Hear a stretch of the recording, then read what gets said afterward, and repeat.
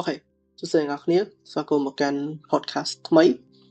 ញ្ចឹងថ្ងៃនេះគឺយើងនឹងមកតាមដានរឿងដ៏សំខាន់មួយនៅក្នុងប្រវត្តិសាស្ត្រសម័យទំនើបគឺពាក់ព័ន្ធជាមួយនឹងប្រវត្តិនៃ computer science អញ្ចឹង computer science មិនមែនគ្រាន់តែនិយាយអំពីរឿងរ៉ាវឧបករណ៍ទំនើបនោះទេហើយវាក៏មិនមែនគ្រាន់តែជាបញ្ជីឈ្មោះថាតើនរណាជាអ្នកបង្កើតនៅ microchip ឬក៏នរណាជាអ្នកបង្កើត iPhone ដំបូងដែរវាគឺជារឿងរ៉ាវអំពីមនុស្សជាតិដែលព្យាយាមបង្កើតកញ្ចក់មួយគឺម៉ាស៊ីនដែលអាចឆ្លុះបញ្ចាំងហើយប្រហែលជាអាចប្រកួតប្រជែងនឹងភាពស្មុគស្មាញនៃចិត្តគំនិតរបស់មនុស្សផងដែរអញ្ចឹងដើម្បីស្វែងរកការចាប់ផ្ដើមនៃរឿងនេះយើងមិនទៅមើលយានដ្ឋាននៅ Silicon Valley ក្នុងទសវត្សរ៍ឆ្នាំ1970ទេគឺយើងត្រូវត្រឡប់ទៅឆ្ងាយជាងនេះទៀតហើយយើងត្រូវទៅមើលទៅដល់ប្រទេសបារាំងនៅក្នុងឆ្នាំ1801នៅក្នុងបន្ទប់មួយដែលពោពេញទៅដោយដីធូលីនិងកណាត់ជាច្រើនអញ្ចឹងនៅក្នុងឆ្នាំ1801អ្នកតម្បាញជនជាតិបារាំងម្នាក់ឈ្មោះ Joseph Maria Jacquard បានបង្កើតកីតម្បាញប្រភេទថ្មីមួយមុនពេលមានវាអញ្ចឹងការតម្បាញក្បូរក្បាច់ស្មុគស្មាញដូចជា bracket លើសូត្រគឺជាការងារដែលធ្វើដោយដៃហើយយឺតបំផុតដែលយើងត្រូវលើកសរសៃអំបោះដាក់ម្ដងមួយជាក់លាក់ដោយដៃដើម្បីបង្កើតជាម៉ូដបាន Jacquard មានគំនិតដ៏អស្ចារ្យមួយគាត់បានយកកាតក្តាររឹងហើយចោះរន្ធនៅលើវាគាត់បានដាក់កាតទាំងនោះចូលទៅក្នុងម៉ាស៊ីនបើសិនបើមជុលដែកដែលនៅលើកីតម្បាញជួបរន្ធវាបានឆ្លងកាត់ហើយអំបោះក៏ត្រូវបានលើកឡើងបើសិនបើវាជួបកតាររឹងដែលគ្មានរន្ធអំបោះវានឹងទៅខាងក្រោយមានរន្ធឬគ្មានរន្ធឡើងលើឬចុះក្រោម yes ឬ no 0ឬក៏ 1 ឬក៏យើងអាចនិយាយថា1ឬក៏0 Jacquard គាត់អត់បានដឹងខ្លួនទេប៉ុន្តែគាត់ទើបតែបានបង្កើតនៅប្រព័ន្ធផ្ទុកទិន្នន័យឬក៏យើងហៅថាជា binary លើកដំបូងគាត់មិនមែនកំពុងដំណើរការលេខទេប៉ុន្តែគាត់កំពុងដំណើរការនៅលើសូត្រ logic គឺវានៅត្រង់ហ្នឹងឯងអញ្ចឹងដំណឹងអំពីម៉ាស៊ីនដែលបានធ្វើដំណើរឆ្លងកាត់សមុទ្រទៅកាន់ប្រទេសអង់គ្លេសវាជាកន្លែងដែលតាក់ទាញចំណាប់អារម្មណ៍របស់គណិតវិទូដ៏ពូកែម្នាក់គឺលោក Charles Babbage អញ្ចឹង Babbage គឺជាមនុស្សម្នាក់ដែលឆ្លុះវង្វេងនឹងភាពជាក់លាក់មួយនៅក្នុងឆ្នាំ1820ពាក្យថា computers មិនមែនសំដៅលើម៉ាស៊ីនទេគឺសំដៅទៅលើមនុស្សកងទ័ពនៃស្មៀនដែលជាមនុស្សអង្គុយក្នុងបន្ទប់គណនាតារាងនៃវាចរសម្រាប់កងទ័ពជើងទឹកហើយដោយសារតែពួកគេជាមនុស្សពួកគេតែងតែបង្កើតកំហុសកប៉ាល់បានជាប់គាំងដោយសារតែការគណនាមិនត្រឹមត្រូវរបស់ពួកគេនឹងឯងBabbage ចង់លុបបំបាត់កំហុសរបស់មនុស្សគាត់បានរចនាម៉ាស៊ីនដ៏ធំមួយដែលមានឈ្មោះថា different engine ដើម្បីគណនាតារាងទាំងនេះដោយស្វ័យប្រវត្តិប៉ុន្តែមុនពេលគាត់អាចបញ្ចប់វាគាត់មានគំនិតធំជាងនេះគាត់ក៏បានសម័យឃើញទៅដល់ analytical engine នេះមិនមែនគ្រាន់តែជាម៉ាស៊ីនគិតលេខឬក៏ជា normal calculator ទេវាមាន store ដើម្បីរក្សាទុកដែលយើងហៅថា memory វាមាន mal ដើម្បីគណនាលេខហើយយើងហៅថា CPU វាត្រូវបានរចនាឡើងដើម្បីដំណើរការដោយម៉ាស៊ីនចំហាយទឹកនិងមានទំហំផ្ទះតូចមួយប៉ុន្តែ Babbage គឺជាមនុស្សដែលពិបាកម្នាក់គាត់មិនអាចពន្យល់ពីចក្ខុវិស័យរបស់គាត់បានល្អទេអញ្ចឹងគាត់ត្រូវការអ្នកបកប្រែហើយអ្នកបកប្រែនោះគឺ Ada Lovelace Ada Lovelace គឺជាកូនស្រីរបស់កវី Lord Byron ហើយម្ដាយរបស់នាងភ័យខ្លាចថា Ada នឹងទទួលមរតកនៅការឈួតលីលារបស់ឪពុកនាងទើបគាត់បង្ខំឲ្យនាងសិក្សាមុខវិជ្ជាដែលពិបាកមួយគឺគណិតវិទ្យាប៉ុន្តែអ្នកមិនអាចទប់ស្កាត់ការស្រមើសម័យរបស់ Ada ទេនាងបានមើលគម្រោងរបស់ Babbage សម្រាប់កុំព្យូទ័រដែលដើរដោយចំហាយទឹកហើយនាងបានឃើញអ្វីមួយដែលអ្នកគ្រប់គ្នាមើលរំលង Babbage បានឃើញម៉ាស៊ីនគិតលេខដ៏អស្ចារ្យ Lovelace បានឃើញ Universal Machine ហើយនាងបាននិយាយថាម៉ាស៊ីនអាចធ្វើសកម្មភាពលើអ្វីផ្សេងទៀតក្រៅពីលេខនាងបានដឹងថាបើសិនជាយើងអាចបំប្លែងតន្ត្រីទៅជាលេខម៉ាស៊ីនអាចបង្កើតបទភ្លេងដ៏ពីរោះ នាងបានសរសេរនៅ algorithm ដំបូងបំផុតសម្រាប់ម៉ាស៊ីនហើយនាងក៏ជា programmer ដំបូងគេក្នុងប្រវត្តិសាស្ត្រផងដែរគួរឲ្យសោកស្ដាយដែលម៉ាស៊ីននេះមិនត្រូវបានសាងសង់ឡើងក្នុងកំឡុងពេលពួកគេរស់នៅទេគ្រឿងម៉ាស៊ីនមានភាពជាក់លាក់ពេកសម្រាប់រោងចក្រសម័យ Victorian ក្នុងការផលិត Babbage បានស្លាប់ដោយភាពជូរចត់និងមិនត្រូវបានគេទទួលស្គាល់កុំព្យូទ័រក៏បានស្ងាត់អស់មួយរយៈពេលប្រហែលជា100ឆ្នាំនោះទៅបន្តមកទៀតកុំព្យូទ័រវាបានលេចវត្តមានឡើងមកវិញនៅក្នុងទសវត្សរ៍ឆ្នាំ1930ហើយវាបានភ្ជាប់ឡើងដោយសារតែវិបត្តិមួយ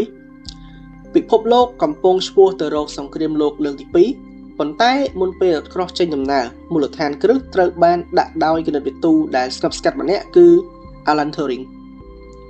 នៅក្នុងឆ្នាំ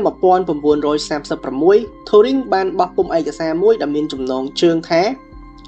Uncomputable Number ប៉ុន្តែនៅខាងក្នុងឯកសារនោះគឺជាគំនិតដ៏សាហាវផ្ទុះមួយ Turing គាត់បានស្នើសុំអំពីម៉ាស៊ីនសមត្ថកម្មមួយសម័យមើលថាម៉ាស៊ីនដែលអានកតាសវែងគ្មានទីបញ្ចប់ហើយមាននិមិត្តសញ្ញានៅលើវាគាត់បានបង្ហាញថាម៉ាស៊ីនដ៏សាមញ្ញនេះប្រសិនបើផ្ដល់ការណែនាំត្រឹមត្រូវគឺវាអាចគណនានៅអ្វីៗទាំងអស់ដែលអាចគណនាបានគាត់ហៅវាថា Universal Turing Machine គាត់បានបង្ហាញថាអ្នកមិនត្រូវការម៉ាស៊ីនផ្សេងគ្នាសម្រាប់កិច្ចការផ្សេងគ្នាទេហើយអ្នកមិនត្រូវការម៉ាស៊ីនគិតលេខនិងម៉ាស៊ីនសរសេរទេអ្នកគ្រាន់តែត្រូវការម៉ាស៊ីនមួយដែលអាចដំណើរការ software ផ្សេងៗគ្នាបាននៅពេលដែលសង្គ្រាមចាប់ផ្ដើមទ្រឹស្ដីត្រូវតែคล้ายជាការពិតយ៉ាងឆាប់រហ័សពួក Nazi កំពុងប្រើម៉ាស៊ីន Enigma ដើម្បី encrypt នៅសារវិទ្យុរបស់ពួកគេវាត្រូវបានគេចាត់ទុកថាពុំអាចបំបែកបានអញ្ចឹង Turing និងក្រុមរបស់គាត់នៅ Bletchley Park ហ្នឹងបានបង្កើតនៅ Bombe ដែលជាឧបករណ៍ electromechanical ដើម្បីបំបែកកូដហ្នឹងហើយទន្ទឹមនឹងពេលហ្នឹងដែរនៅសហរដ្ឋអាមេរិកយោធាត្រូវការគណនាគន្លងគ្រាប់កាំភ្លើងធំពួកគេបានផ្ដល់មូលនិធិដល់គម្រោងមួយដែលមានឈ្មោះថា ENIAC ឬក៏ ENIAC អញ្ចឹងបើសិនបើមើលទៅរូបថតរបស់ ENIAC វាដូចជាមន្ទីរពិសោធន៍របស់អ្នកវិទ្យាសាស្ត្រឆ្កួតម្នាក់អញ្ចឹងវាមានប្រវែងប្រហែលជា100 feet វាមាន vacuum tube ចំនួន 18000 ហើយនៅពេលដែលពួកវាបើកនៅលើ Philadelphia នៅក្នុងឆ្នាំ1946ភ្លើងក្នុងទីក្រុងត្រូវបានគេនិយាយថាស្អាប់ហើយស្ថានភាពនៅក្នុងបន្ទប់ឡើងដល់120 degree Fahrenheit ប៉ុន្តែនេះគឺជាព័ត៌មានដ៏សំខាន់ដែលតែងតែត្រូវបានគេបំភ្លេចចោល ENIAC មិនបានប្រើ keyboard នោះទេហើយវាក៏គ្មាន screen ដែរដើម្បី program វាអ្នកមិនមែនវាអក្សរទេគឺអ្នកត្រូវដើរចូលទៅក្នុងកុំព្យូទ័រហើយដកខ្សែភ្លើងចេញរួចដោតពួកវាចូលក្នុងរុនផ្សេងគ្នាអញ្ចឹងមនុស្សធ្វើបែបហ្នឹងគឺជាការងាររបស់ professional programmer ដំបូងគេឯងគឺស្ទើរតែទាំងអស់សុទ្ធតែជាស្ត្រីតែម្ដងបុរសបានសាងសង់ hardware ហើយស្ត្រីបានរកវិធីធ្វើឲ្យម៉ាស៊ីនអាចគិតបានអញ្ចឹងមនុស្សប្រុសគឺជាអ្នកធ្វើ hardware ហើយចំពោះមនុស្សស្រីពួកគាត់គឺជាអ្នក develop នៅ software អញ្ចឹងនៅក្នុងឆ្នាំ1947យើងក៏មានកុំព្យូទ័រមកប្រើប្រាស់ប៉ុន្តែវាប្រៀបដូចជាសត្វចម្លែកមួយអញ្ចឹងគឺវាធំវាក្តៅហើយវាងាយខូចខ្លាំងមែនទែនពួកវាពឹងផ្អែកទៅលើ vacuum tube ដែលមើលទៅដូចជាអំពូលភ្លើងហើយពួកវាតែងតែឆេះរហូតអញ្ចឹងបើសិនបើធូបមួយផ្ទុះកុំព្យូទ័រវាអាចនឹងឈប់ដំណើរការឬក៏វាខូចតែម្ដងហើយយើងត្រូវការប្រើ switch ដែលវាអត់ចេះឆេះអញ្ចឹងនៅ Bell Lab ក្នុងរដ្ឋ New Jersey អ្នកវិទ្យាសាស្ត្រ3នាក់គឺលោក Shockley លោក Bardeen និងលោក Bratton កំពុងធ្វើការលើវត្ថុធាតុដ៏ចម្លែកមួយហៅថា semiconductor អញ្ចឹងពួកគេបានបង្កើតឧបករណ៍តូចមួយដែលធ្វើចេញពីសន្លឹកមាស paperclip និងបំណែកនៃ germanium វាគឺ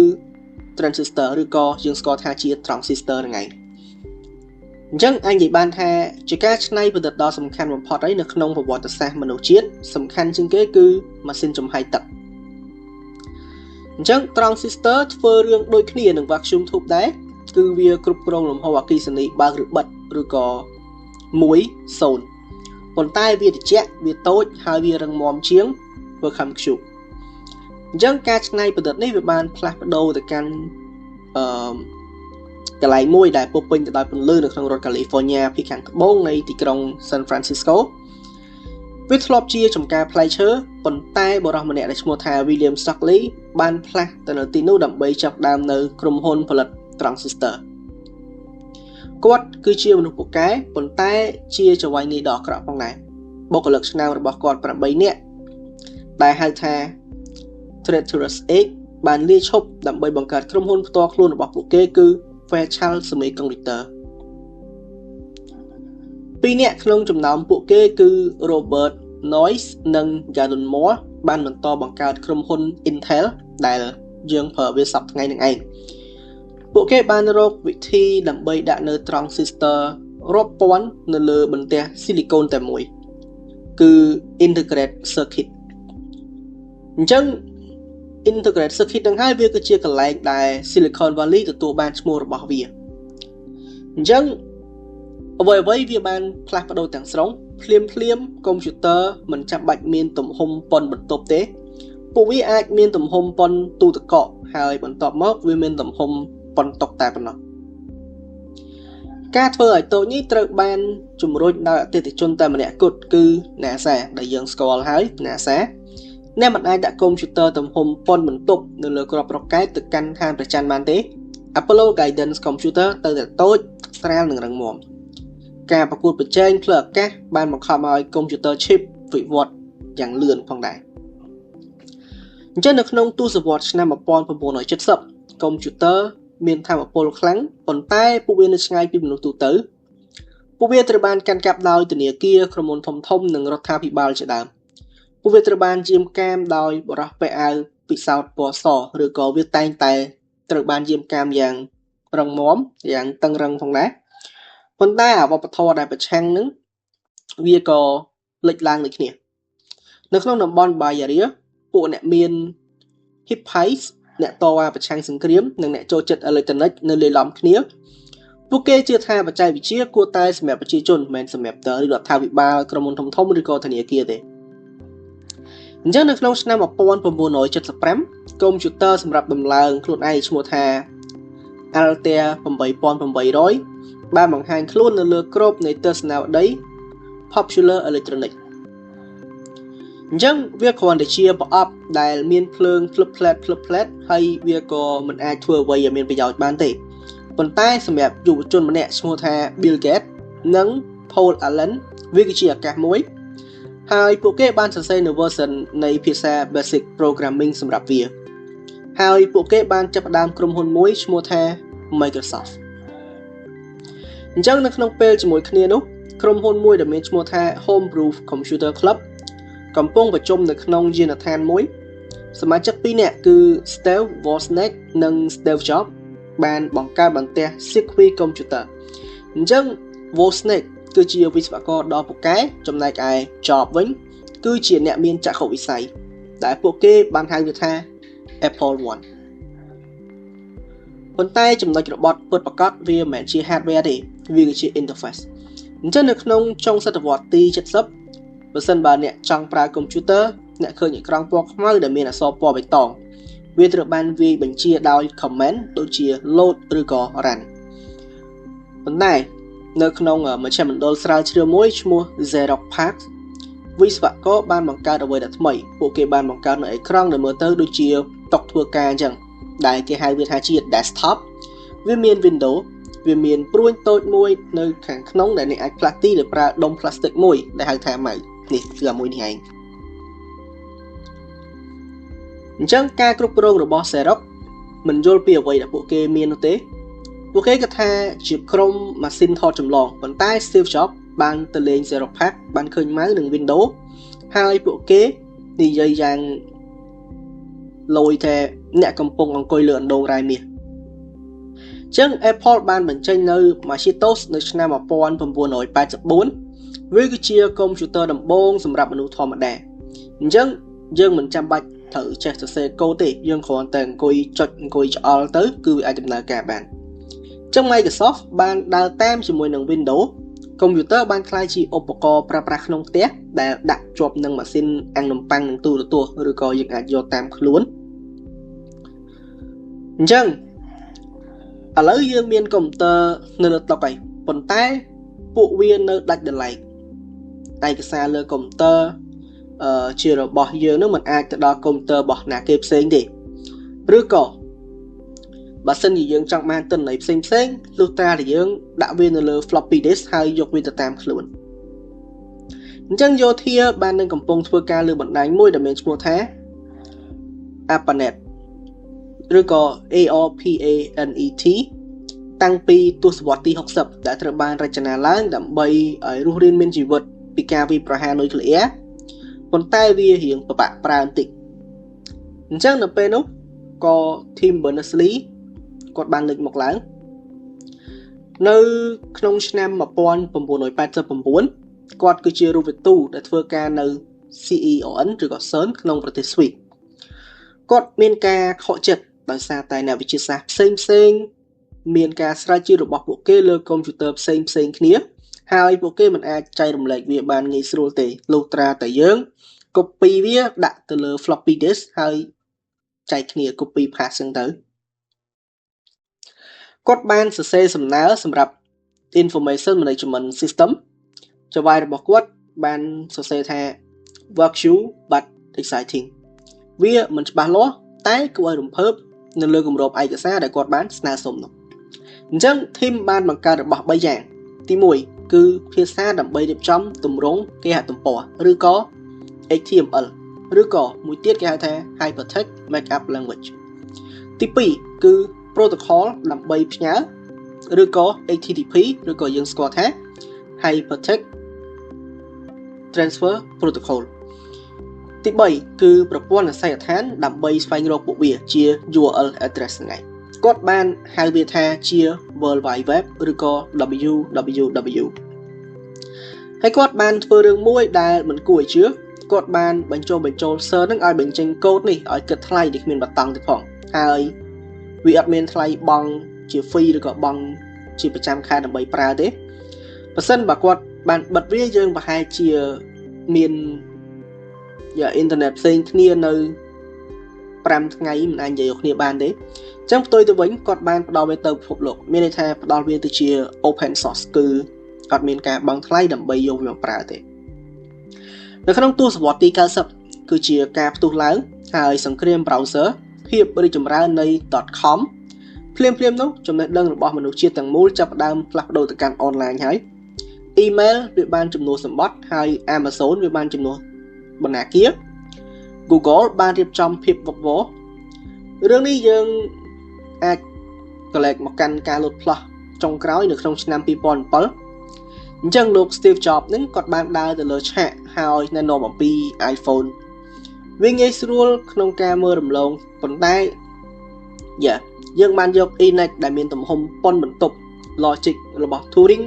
បច្ចេកវិទ្យា chip របស់ Intel និងបណ្ដាញ network របស់ Berners-Lee ហើយយើងបានបញ្រួមវាទៅជាបន្ទះកញ្ចក់និងលោហៈឥឡូវយើងកំពុងរស់នៅក្នុងសម័យកាលនៃ ubiquitous computing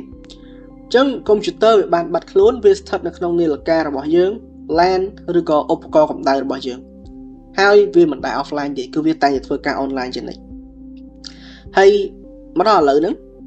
គឺយើងកំពុងតែឈរនៅលើហ្គេមនៅចំពោះបន្ទាប់មានន័យថាយើងឈានចូលទៅកាន់យុគបន្ទាប់គឺពាក់ព័ន្ធជាមួយនឹង AI ឬក៏ Artificial Intelligence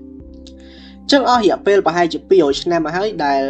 យើងបានប្រាប់កុំព្យូទ័រនៅអ្វីដែលត្រូវធ្វើជំនាញទី1ជំនាញទី2ជំនាញទី3អញ្ចឹងទៅប៉ុន្តែឥឡូវនេះជាមួយនឹង Natural Network និង Machine Learning